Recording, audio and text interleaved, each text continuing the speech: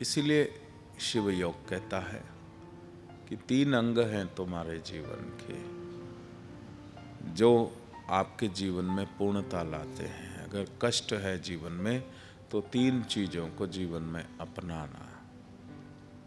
अगर जीवन को बड़ा सुखी बनाना चाहते हो तो ये 3 चीज़ें अपने जीवन में लाना। अगर जीवन में पूर्णता लाना चाहते हो तो ये 3 चीज़ें रोज करना। वो है साधना जो कि तुम सीख रहे हो, सेवा the selfless service, be useful.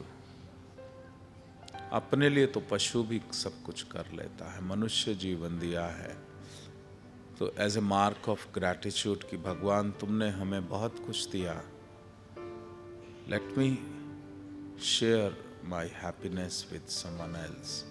Unknown व्यक्ति के लिए सेवा। और तीसरा है संकीर्तन।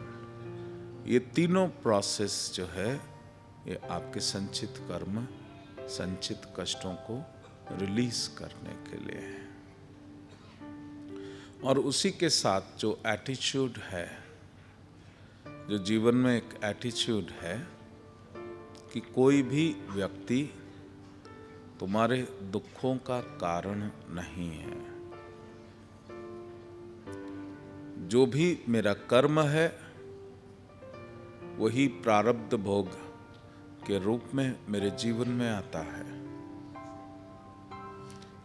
और भारत में इस चीज को समझाना, theory of karma, it's very easy to explain in India, क्योंकि यहाँ पर सबको पता है कि जो मैंने कर्म किया है वो प्रारब्ध भोग मुझे भोगना ही है। और जन्म पत्री हर एक की बनती है और जन्म के समय पे ही मालूम होता है कि इस बरस में आपका कौन मित्र होगा, इस बरस में कौन सगे वाले आपके विपरीत हो जाएंगे।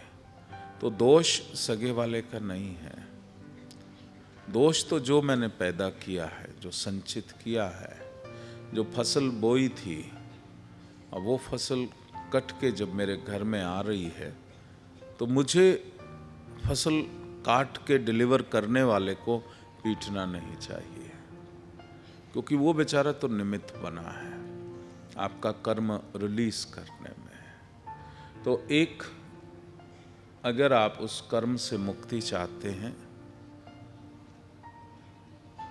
उस एथरिक कनेक्शन से मुक्ति चाहते हैं, तो feeling of forgiveness.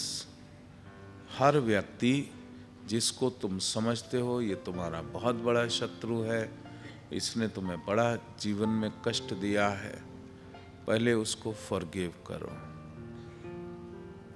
You must own 100% responsibility to whatever has happened in your life. तुम ही 100% रिस्पॉन्सिबल हो। इसलिए फॉरगिवनेस, जीवन का जो क्रम चल रहा है, बार बार जन्म क्यों लेते हो, बार बार जाते हो, बार बार आते हो, क्योंकि लेना और देना, लेन देन बकाया रह जाता है। किसी ने तुम्हें दुख दिया है तो तुम्हें गुस्सा है उसके प्रति, बदला लेना है, तो अटक गए। और अगर उसको क्षमा कर देते हो तो उस व्यवहार खाते से तुम मुक्त हो जाते हो।